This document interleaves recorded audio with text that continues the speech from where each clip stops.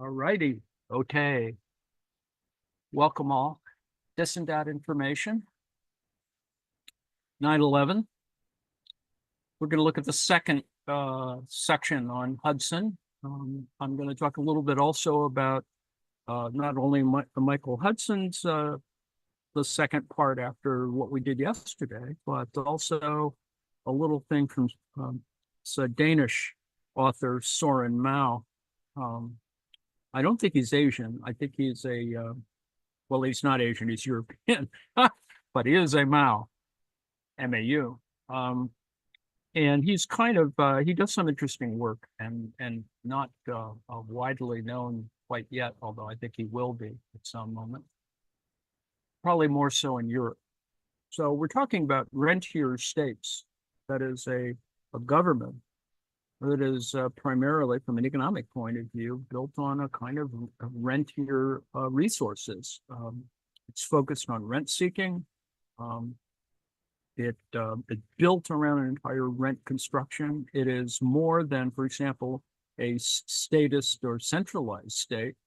It is further beyond than a distributed state, where the government distributes its revenues from natural resources.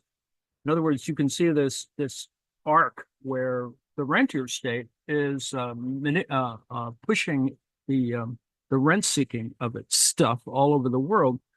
Russia could be seen that way with its shadow fleet of tankers. I think 10 of them yesterday or today are being sanctioned because they run around. They're not flagged in Russia. I think they're Greek mainly.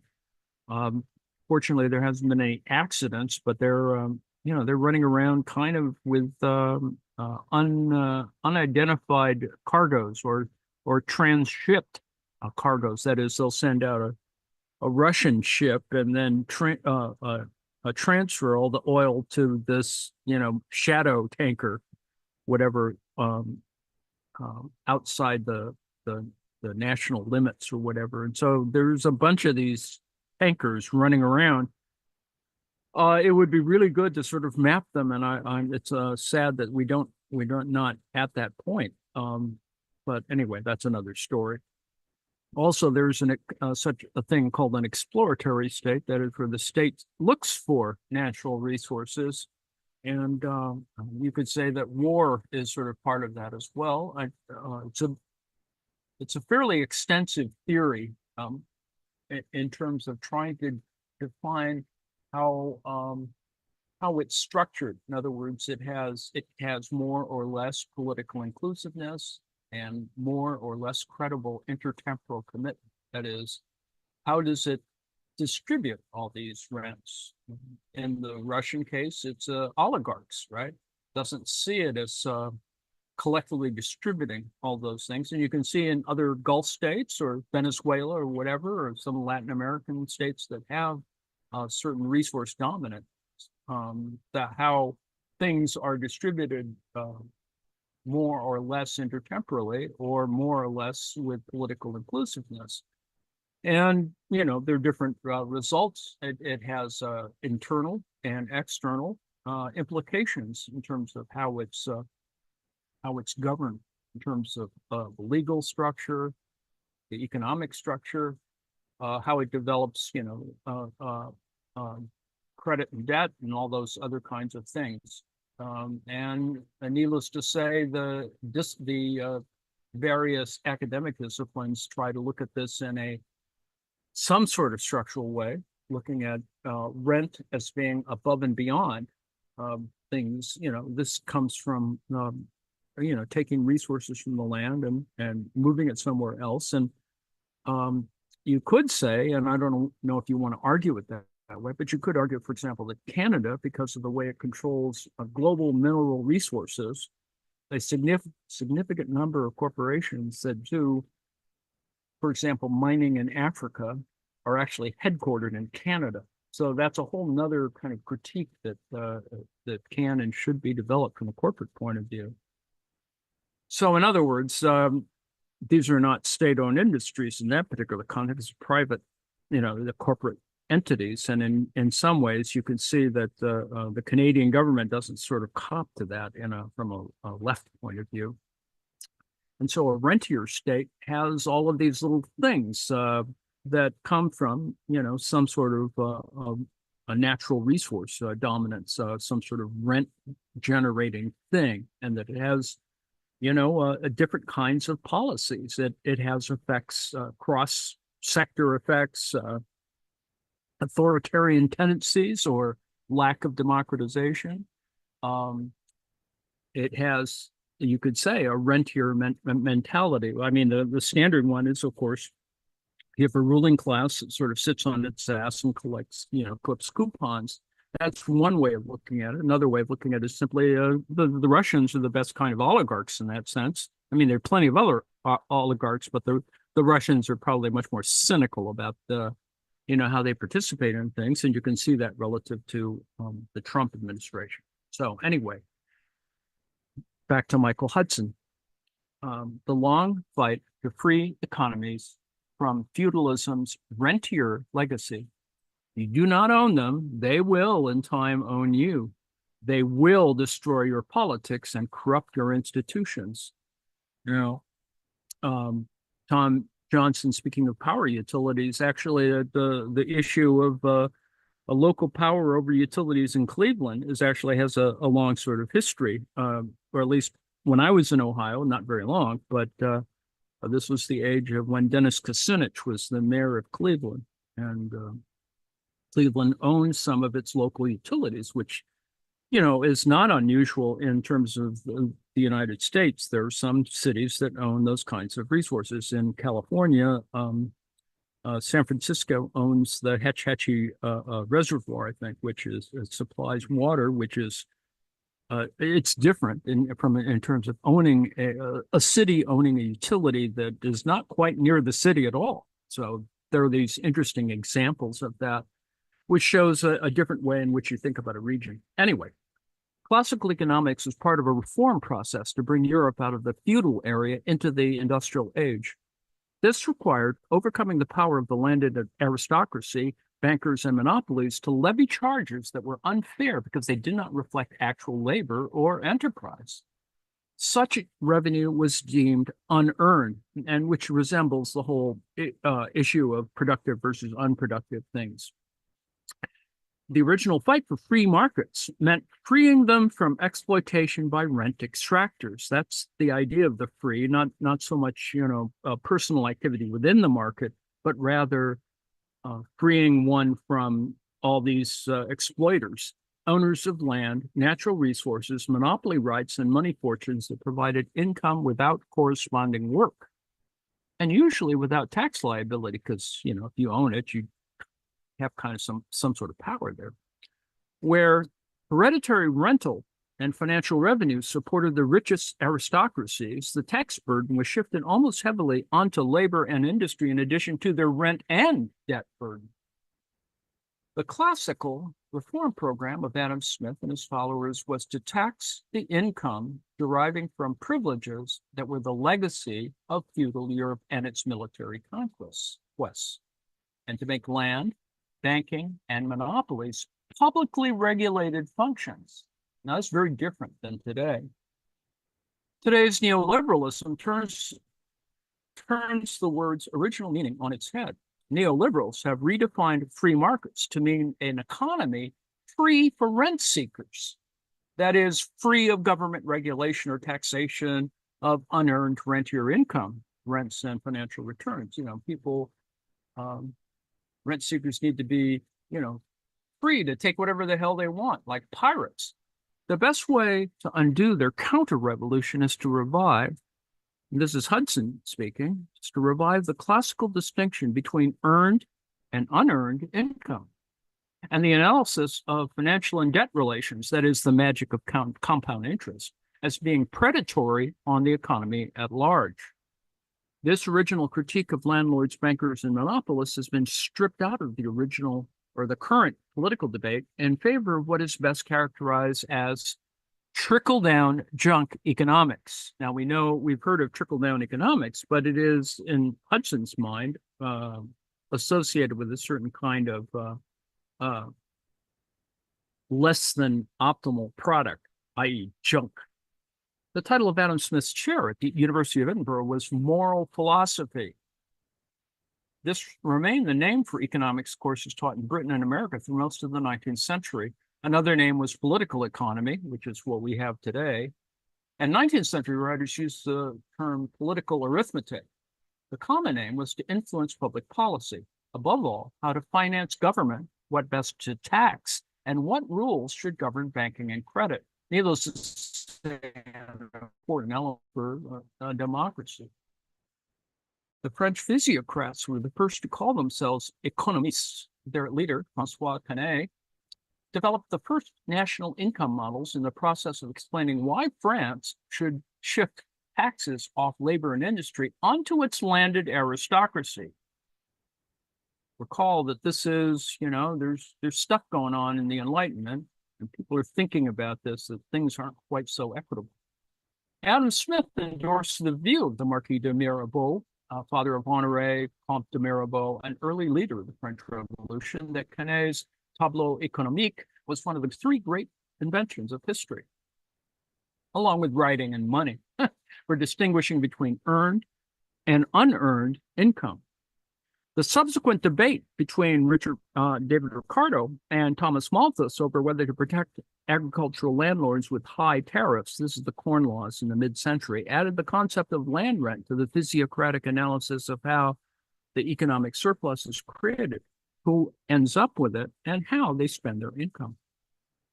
The guiding principle is that everyone deserves to receive the fruits of their own labor, but not that of others. Classical value and price theory provided the analytic tool to define and measure unearned income as overhead classical economics. It aimed to distinguish the necessary costs of production, that is value, from the unnecessary and hence parasitic excess of price over and above these costs. This monopoly rent, because the whole point is that if you have a monopoly, you can charge whatever the hell price you want. And often that does happen. Along with land rent or credit over intrinsic worth came to be called economic rent, the source of rentier income. An efficient economy should minimize economic rent in order to prevent dissipation and exploitation by the rentier classes. You already have this sense of class division. For the past 8 centuries, the political aim of value theory has been to liberate nations from the 3 legacies of feudal Europe's military and financial conquests. That is, land rent, monopoly pricing, and interest. And, if you're thinking as communist, you just get rid of all of that damn stuff. Because from a primitive communist point of view, this is all after, just you have a world that doesn't necessarily have to have all this stuff. Land rent is what landlords charge in payment for the ground that someone's forebears conquered. Monopoly rent is price gouging by businesses with special privileges or market power. These privileges were called patents, rights to charge whatever the market would bear without regard to the actual cost of doing business. Bankers, for instance, charge more than what is really needed to provide their services. And note that this is a regulatory issue. Bringing prices and incomes into line with the actual cost of production would free economies from within these rents and financial charges. Landlords do not have to work to demand higher rents. Land prices rise as economies become more prosperous, while public agencies build roads, schools, and public transportation to increase site values. Likewise, in banking, money does not work to pay interest. Debtors do that work. Distinguishing the return to labor from that to special privileges, that is, headed by monopolies, became part of the Enlightenment's reform program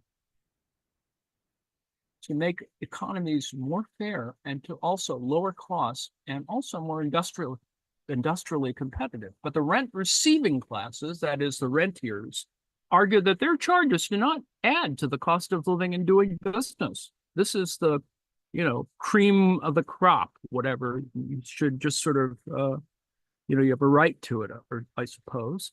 claiming that their gains are invested productively, not to acquire more assets or luxuries or extend more loans. Their supporters seek to distract attention from how excessive charges polarize and impoverish economies. The essence of today's neoliberal economics is to deny that any income or wealth is unearned, or that market prices may contain an unnecessary excessive rake-off over intrinsic value. If true, it would mean that no public regulation is necessary, or public ownership of infrastructure or basic services. Income at the top is held to trickle down so that the 1% serve the 99%, creating rather than destroying jobs and prosperity.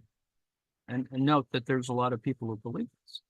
The labor theory of value serves to isolate and measure economic rent up to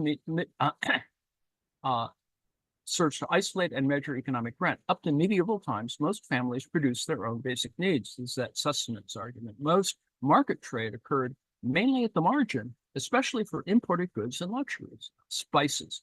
Not until the 13th century revival of trade and urbanization did an analytic effort arise to relate market prices systematically to costs of production.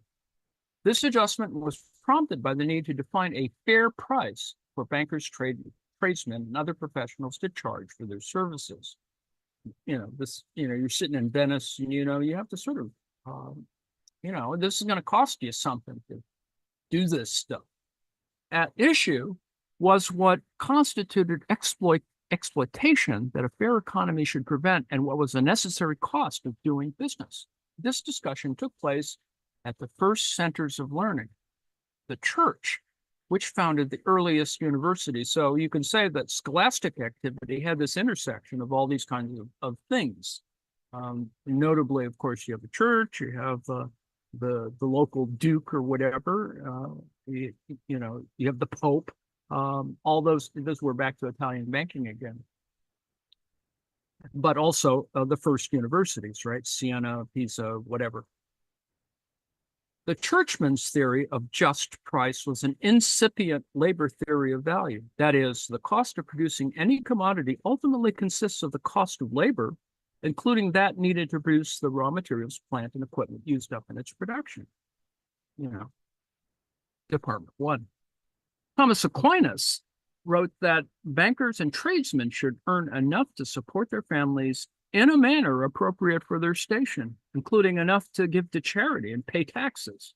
The problem that he Aquinas and fellow scholastics addressed was much like today's. It was deemed unfair for bankers to earn so much more for the services they performed, such as transferring funds from one currency or realm to another, or lending to business ventures. Italian banks again, right? Then what other professionals earn. It resembles today's arguments over how much Wall Street investment bankers should make. The logic of church theorists was that bankers should have a living standard, much like professionals of similar station. This required holding down the price of services so they could charge by the usury laws enacted by most of the world prior to the 1980s, by regulating prices for their services and by taxing high incomes and luxuries. It took 4 centuries to extend the concept of just price to ground rent paid to the landlord class. 2 decades after the Norman conquest in 1066, for instance, William the Conqueror ordered compilation of the Domesday Book, 1086. This tributary tax came to be privatized into ground rent paid to the nobility when it revolted against the greedy King John Lackland. The Magna Carta and Revolt of the Barons were largely moved by the landed aristocracy to avoid taxes and to keep the rent for themselves, shift the fiscal burden onto labor and the towns. The ground rent they imposed, thus, was a legacy of the military conquest of Europe by warlords who appropriated the land's crop surplus as tribute. By the 18th century, attempts to free economies from the rent-extracting privileges and monopoly of political power that originated in conquest inspired criticisms of land rent and the aristocracy's burdensome role, the idle rich.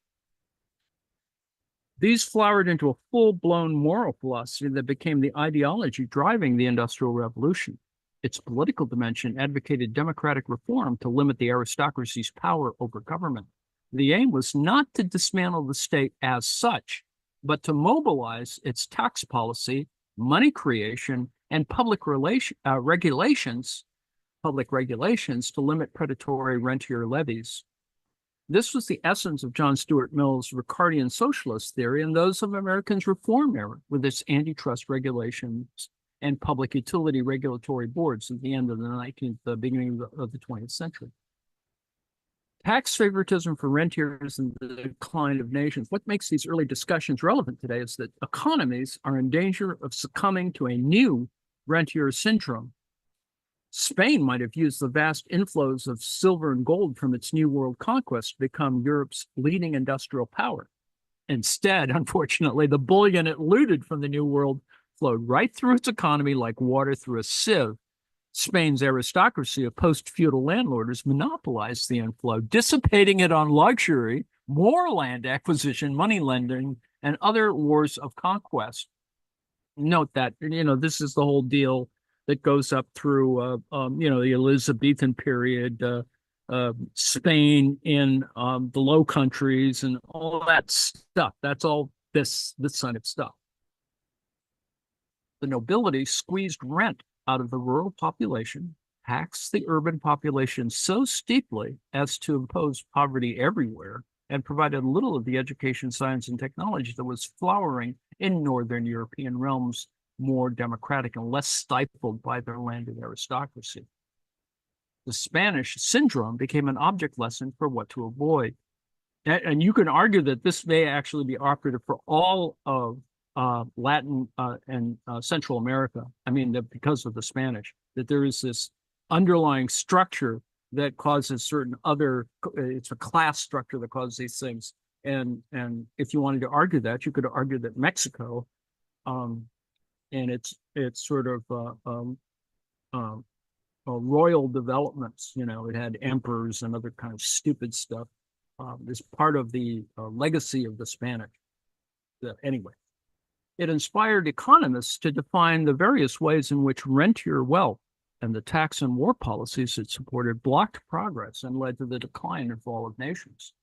Dean Josiah Tucker, a Welsh clergyman and political economist, pointed out in 1774 that it made a great difference whether nations obtained money by employing their population productively or by piracy or simple looting of silver and gold, as Spain and Portugal had done, with such debilitating effects in which very few hands were employed in getting this massive wealth, and fewer still are supposed to retain what is gotten.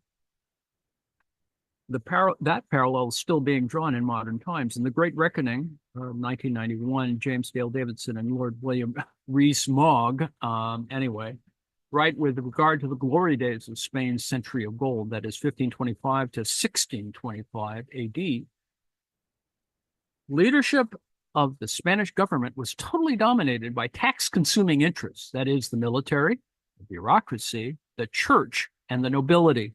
Spain's leaders resisted every effort to cut costs. Taxes were tripled between 1556 and 1577. Spending went up even faster.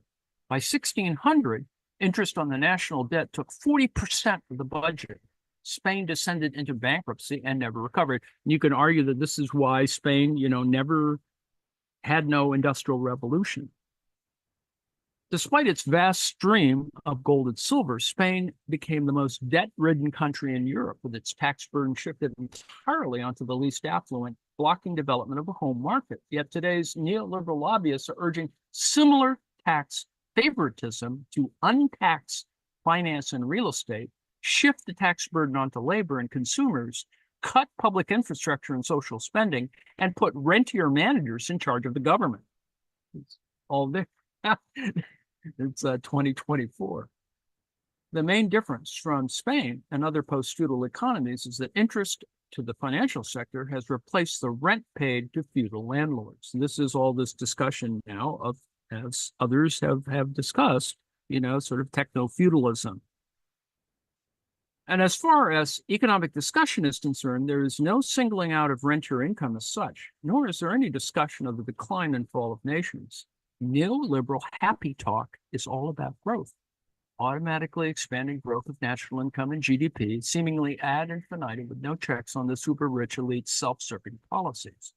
The main distinction between today's mode of conquest and that of 16th century Spain and 18th century France is that it is now largely financial, not military. Land, natural resources, public infrastructure, and industrial corporations are acquired by borrowing money. The cost of this conquest turns out to be as heavy as overt military warfare.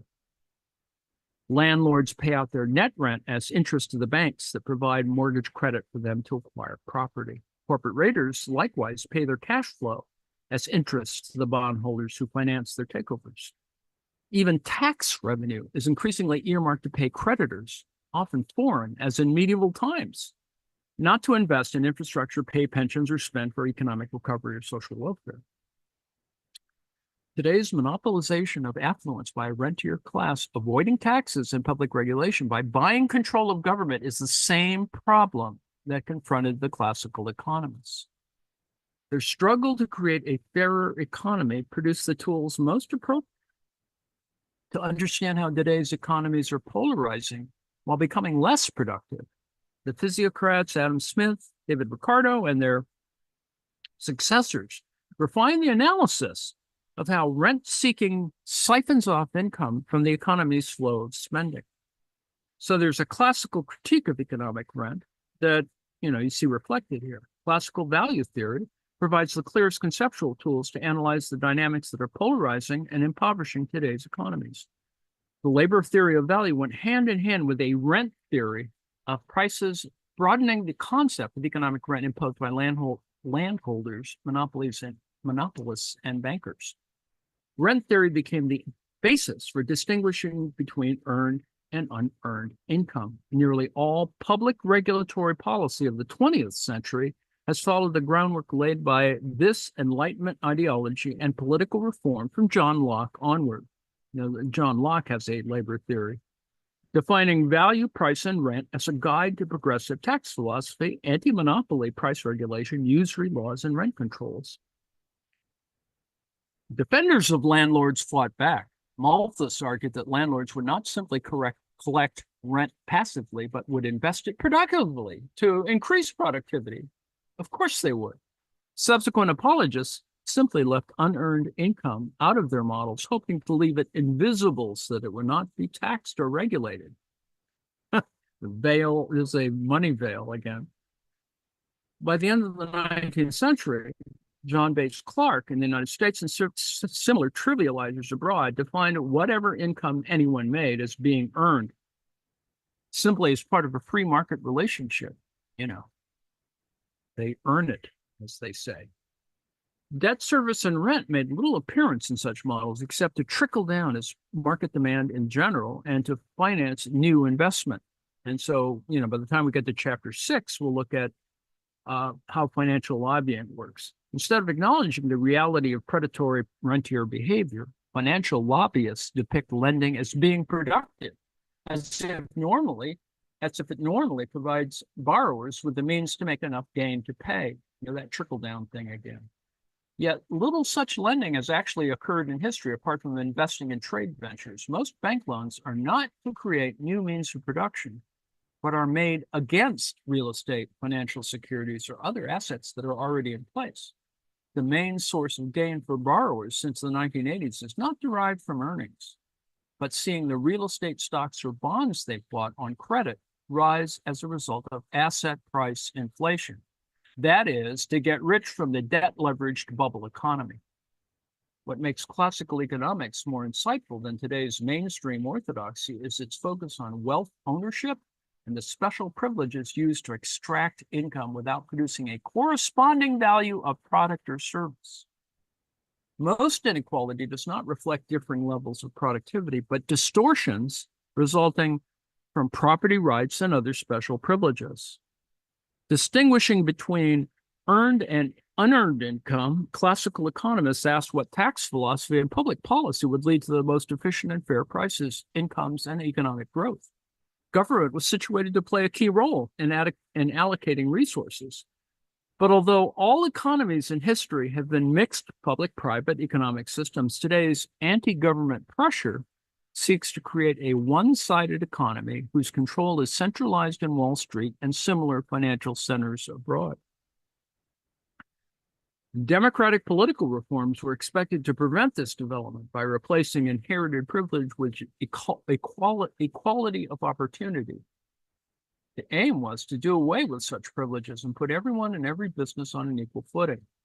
Economies were to be freed by turning natural monopolies and land into public utilities. This is how classical free market reforms evolved towards socialism of one form or another on the eve of the 20th century. The hereditary landlord class was selling its land to buyers on credit. This is how land and home ownership were democratized.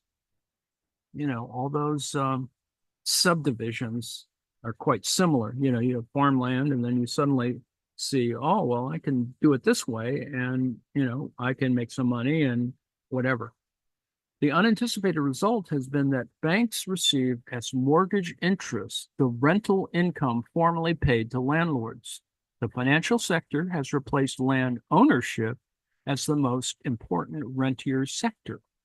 Today's post-industrial aristocracy, that whole Solano, California takeover thing, is exactly this. In the years leading up to World War I, it seemed that finance was becoming industrialized. That is, mobilized to support industrial prosperity in the context of democratic reforms, to extend voting rights to males without regard to property ownership, and then extended to women. The stranglehold of hereditary aristocracy seemed on its way to being ended. On the other hand, the Republicans would certainly like to take the franchise away. In Britain, the House of Lords lost its ability to block revenue bills passed by the House of Commons in 1910. Finance versus industry. Today's financial sector is raiding what were expected a century ago to become the social functions of capital. The objective of most lending is to extract interest charges by attaching debt to real estate rent, corporate profits, and personal income streams, turning them instead into a flow of interest charges. The real economy slows in the face of these exponentially growing financial claims, that is, bank loans, stocks, and bonds that enrich primarily the 1%. Instead of finance being industrialized, industry instead has become financialized. The stock and bond markets have been turned into arenas for debt leverage buyouts and asset stripping. We'll see more of that later on. These dynamics represent a counter-revolution against classical ideas of free markets. Today's neoliberal tax on financial philosophy is corrosive and destructive, not productive. Instead of promoting industry, capital formation, and infrastructure, finance has moved into a symbiosis with the other rentier sectors, that is, real estate, natural resource extraction, and natural monopolies. Acquisition of rent-yielding privileges on credit or simply by insider dealing and legal maneuvering does not require the fixed capital investment that manufacturing entails. Chapter 3 will discuss rentier privileges in general, and Chapter 4 will explain the purely financial mathematics of increasing savings and debt by the magic of compound interest without concern for the needs of labor and industry.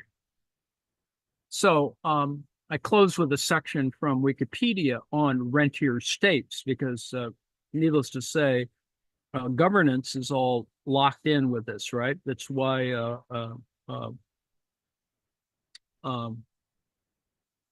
J.P. Morgan and those folks, Chase, et cetera, are in this revolving door relationship with the White House or the executive branch of government.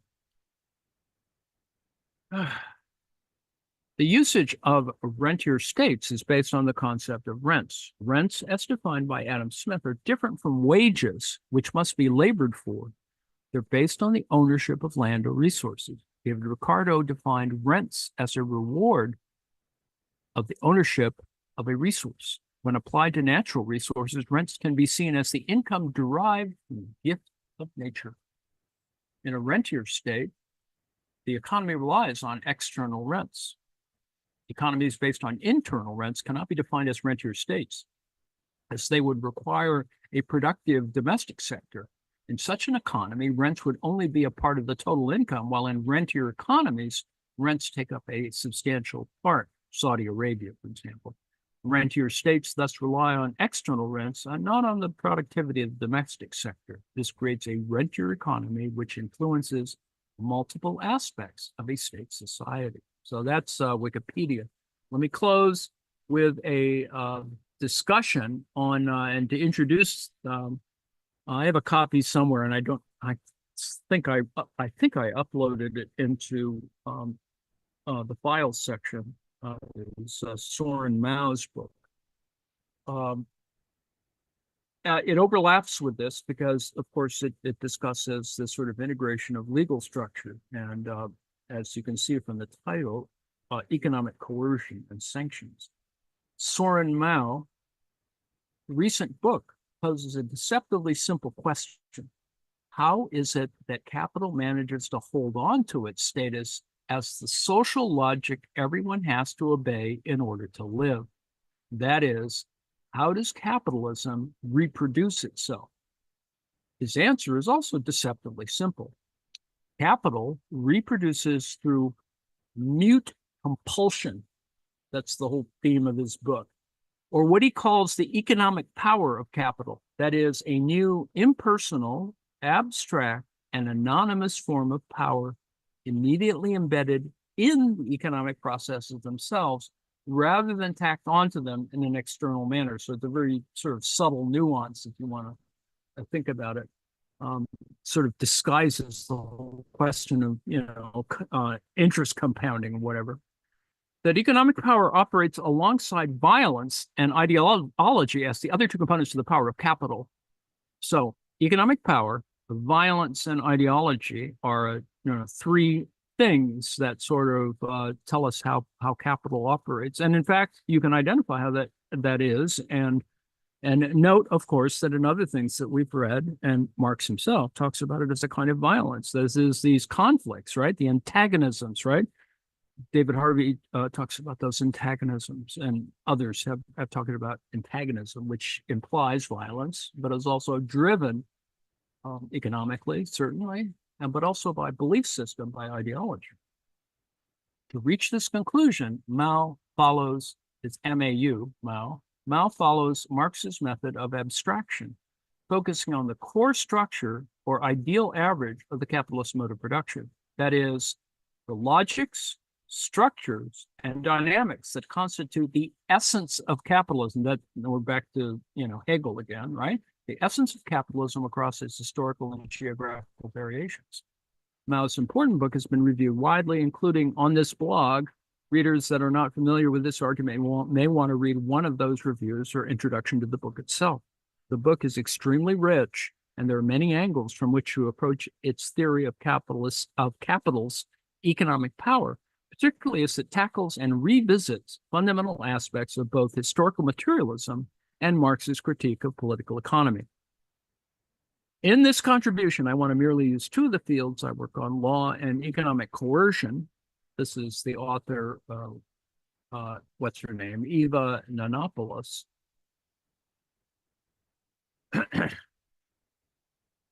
Law and economic coercion, also known as economic sanctions. Note the sanctions business is the current thing on which we're having trouble with trying to control our effect of the current war in Ukraine is one about economic sanctions. The current dynamic, the international relations dynamic between the so-called West and others is built on some of these things. To reflect on the significance, but also some of the limitations of Mao's theory and or approach. I do so with particular emphasis on his overall analytic grid, namely what I call the violence, ideology, mute compulsion triplet. This is not, therefore, a book review, but an exercise in neutral learning, one to which I was led by my attempt to relate the book to aspects of my own research, which is often what we do. First, Mao himself explains that his discovery of the economic power of capital, does not amount to a theory of capital and capitalist reproduction, which he says would need to also integrate theories of violence and ideology. So you can see that he's trying to sort of segregate this idea of economic power of capital as opposed to violence and ideology. Second, and relatedly, the Marxist project has no natural or superior disciplinary home. For one to theorize the power of capital as a whole, one would need to understand the power of capital as a totality, the different moments, forms, and determinations of that totality, and how are they related. I take from this that, at the very least, my bringing perspectives from law and economic sanctions would serve to advance both Mao's thought and the Marxist project. From couplet to triplet, Mao's theory of the economic power of capital, a historically novel form of social domination, aims to overcome what he names the violence ideology couplet. For Mao, these two fundamental and irreducible forms of power, which can also be found in the distinction between coercion and consent, hard and soft power, dominance and hegemony, and repression and discourse. You can see these sort of interesting little binaries here have dominated Marxist theory. And I think you can see where they're coming from, Gramsci on hegemony and et cetera, et cetera. Obscuring the purely economic power of capital. This book sets to remedy this. For Mao, and I'll close with this because this just enters into a way in which we can think about these other, you have the a rentier class, of course. You have rentier states, groupings, however you want to talk about them. But you also have, what does that mean? And is it purely something like violence and ideology, or is it about economic power? So anyway, for Mao, the economic power of capital distinguishes itself from violence and ideology in at least four ways, namely in terms of their targets, their relationality, their sources, and their temporality.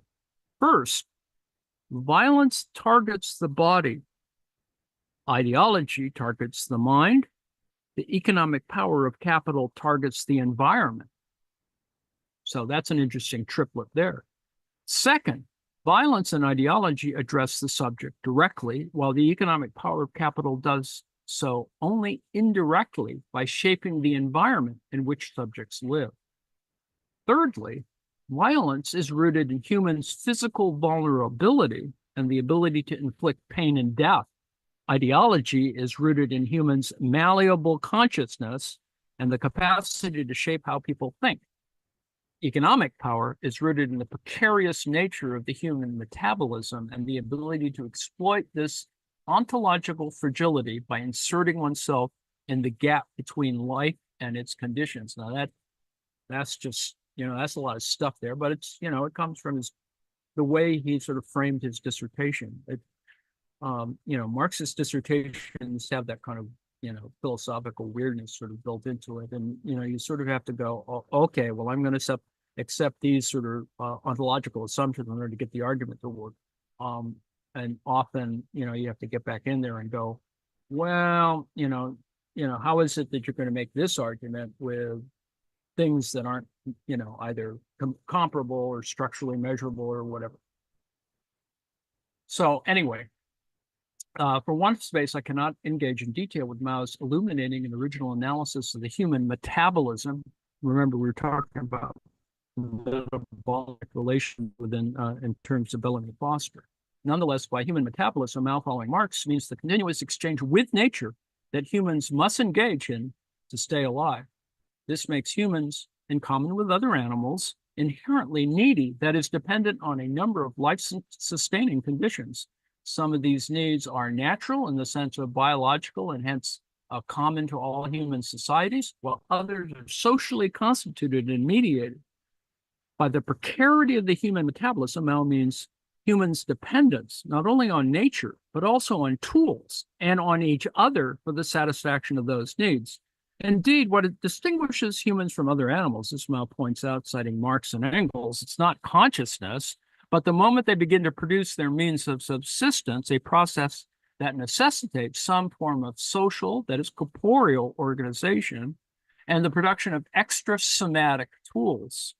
Ontologically, humans are hence not only natural beings, but also social and tool-making animals. Now, that seems fairly obvious. On the one hand, we sort of have that sense, but you sort of have to clarify it, and often you could argue that some people just theoretically don't even engage that. This double dependence has in turn two consequences. The social dimension of the human metabolism means that access to the means of natural and social reproduction is shaped by social relations. This is just Marx. Social reliance on tools, this is that technology, Promethean sort of deal, means that it becomes easier for humans to be separated from their means of reproduction. Now, this is that basic alienation that we talk about, that Marx talks about, the one that in its basic level is that kind of visceral relation that workers might have to social relations by throwing their shoes into the machines.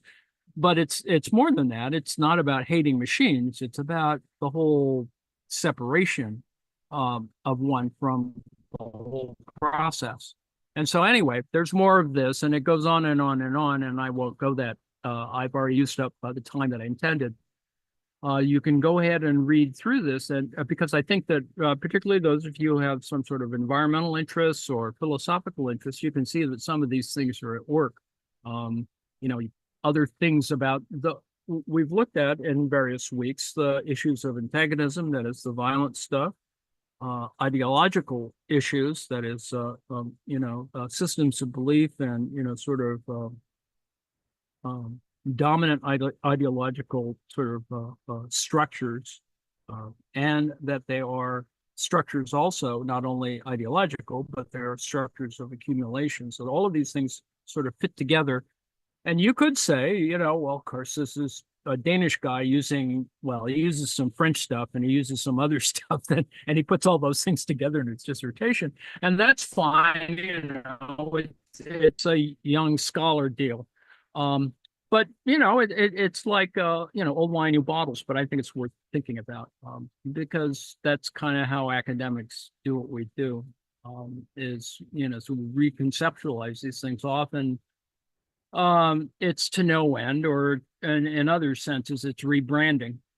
But to at least do it in the kind of current context, is to sort of appreciate the possibilities, to appreciate sort of the kind of fiddling around. So we'll finish reading this tomorrow. I'll complete this and probably do a little précis on Mao's book.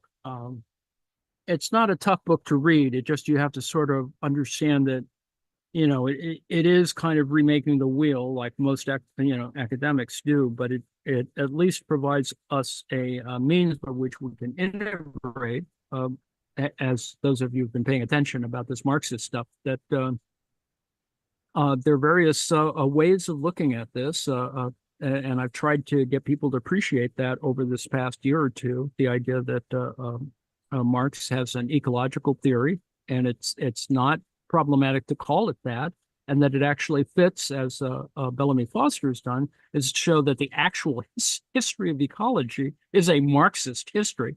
I mean, not to that's the big deal or whatever, but sufficient components of it, particularly in terms of Engels et al., that the history of at least Western approaches to the ecological history are actually significantly driven by Marxist scientists, which is something you don't necessarily cop to, and a lot of scientists won't, because they prefer not to think about these matters. But ultimately, our questions about this larger metabolic or ecological set of relations with respect to climate crisis are kind of driven by these kinds of basic ideological positions. So we sort of have to have those at hand when we start making policy decisions, or in some cases, fomenting revolution, however you want to look at it. So that's all I have to say. Let's see if there's some commentary from the chat, and then you can talk. Capitalism is violence, parasites, yes, ground rent, the Grundrisse, luck and individualism, yeah, that, and I think a quid will buy you coffee. Yeah, toilet paper. That's a good example. Actually, rubbish theory. That's rubbish theory. And then there's that libertarian thing, and which is a critique. And yes, the machines can destroy us. May ultimately destroy us. I think they will actually.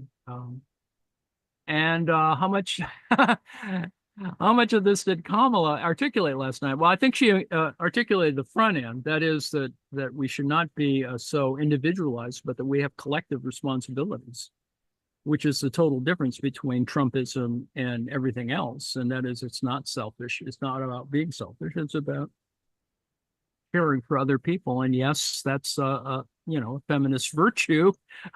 Takes a village, all that shit.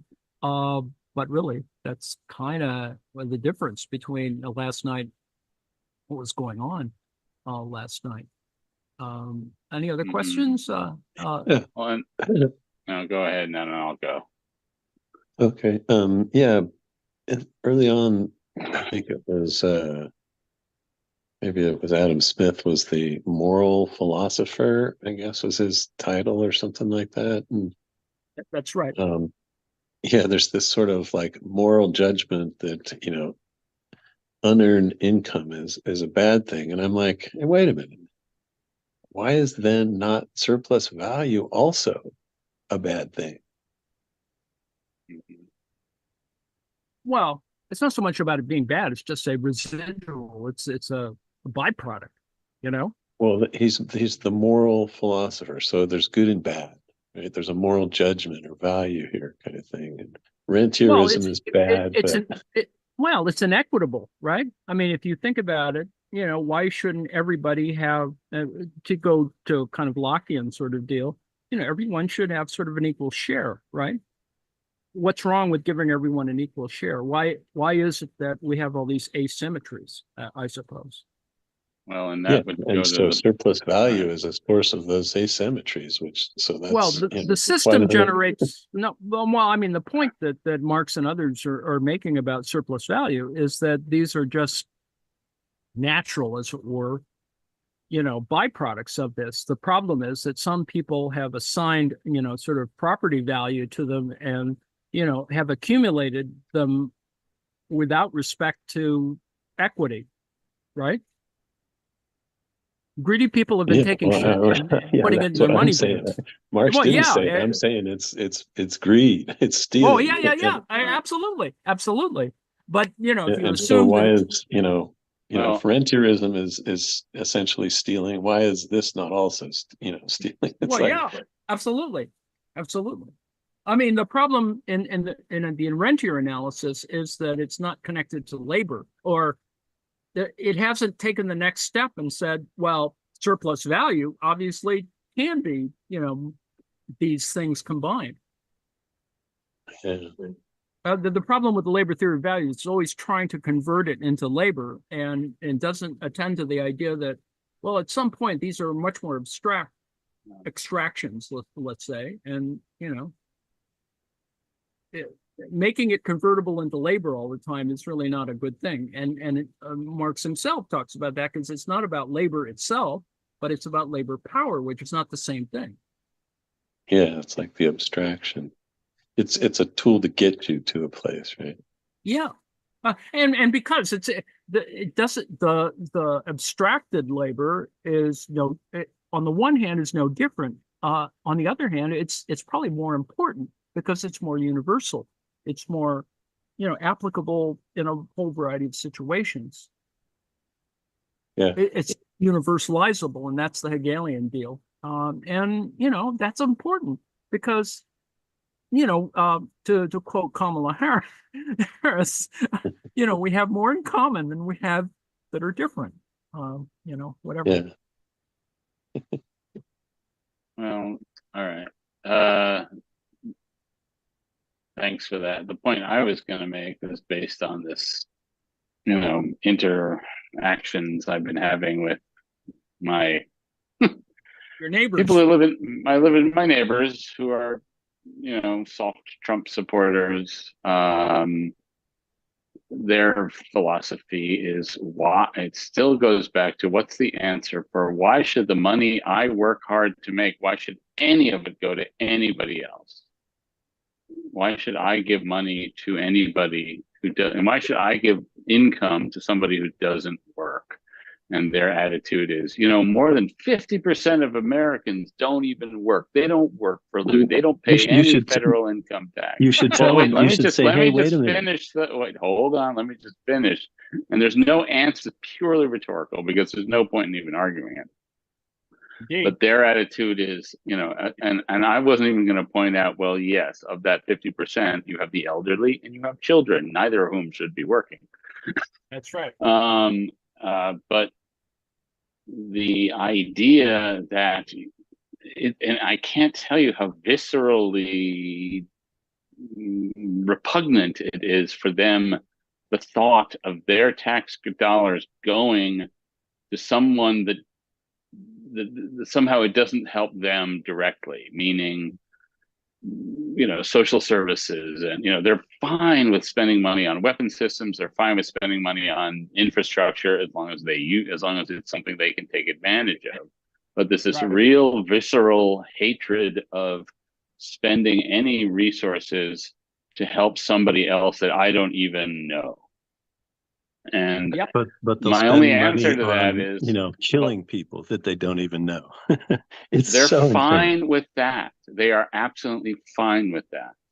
That you will not get them on a moral point. They're fine with killing dark-skinned people. They're fine with In fact, one of them even that's a said, problem. That's when I start. I come at them. They started it, and and Israel is the only democracy in the, all that stuff, and what I tried to say was, well, the point I was trying to make is I am fine with spending money to help other people in New York City so that, and when I go into Manhattan and go through Grand Central Station, I don't have to step over homeless people, or I don't have to see them, using the bathroom to shower. I would be happy spending money for public showers, dignified places where the homeless could take care of themselves and get support. I'm happy to spend that money because it improves the society as a whole. It improves New York City as a whole. If there is support systems, dignified support systems for people, because ultimately, as we all know, what do people need more than anything else? They need a home. Once you get a home, you can get a job, but you can't do any of that if you're living in a shelter. So, and it just doesn't compute with them, where they're like, well, if they're poor and they're homeless, it's their own fault. There's plenty of jobs out there. So I'm just pointing that out, like that's the uphill battle that we're facing. And I don't think it's a small percentage. I think it's a large, and it does, and it's exactly that which was argued last night. Me and mine versus ours, and the community. I mean, I always call myself essentially a communitarian. I believe that money should be spent to improve the community, and money that's spent to improve lives for the least among us actually improves the lives for the most among us. And hopefully we all have the opportunity to interact with dignity. But it's an uphill battle, boys, girls, women, everyone.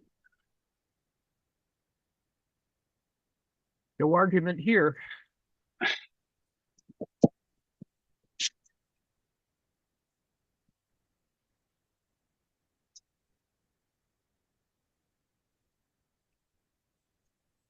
That looks like a good oyster house. I put in the chat.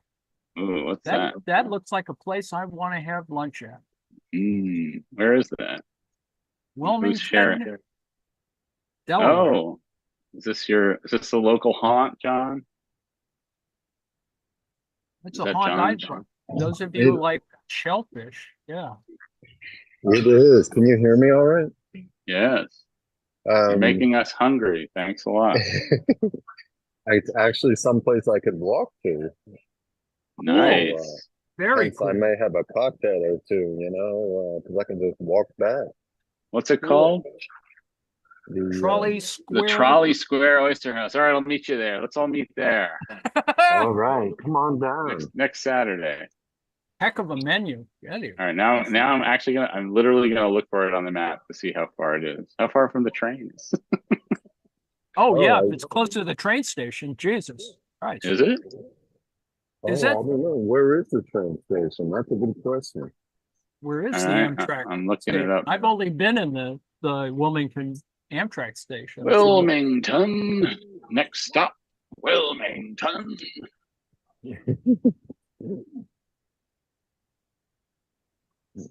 Sure. All right. Can you What is hear it called? Give me the music name in the again. One more time. Trolley Square Oyster House. Yeah, there you go. Can you hear the Classic music in the raw bar. background, or I is it found- being is it- filtered out? Are you there now? Yeah. Oh, nice. Outstanding. No, we can't hear it. So the place next door I went to with my wife a couple days ago, and I had one of the best cocktails I've ever had. Whoa. It doesn't Alright. sound You are good, nice, right? but it was tequila, rum, lime, flavor Sounds of pretty good. anchovies, and a So honey Sounds like a punch. Are you spicy. talking about Kelly's Logan House? No, it's called. That looks good too. Yeah, that's nearby as well. There are a lot of good Anyway, restaurants here. let me. We Oh, need to cut sorry. let me Sorry cut about the that. live stream. Well, you all are All right, I'll meet you there. are This looks fiddling good. around here. Let me thank you for your attention as we do ads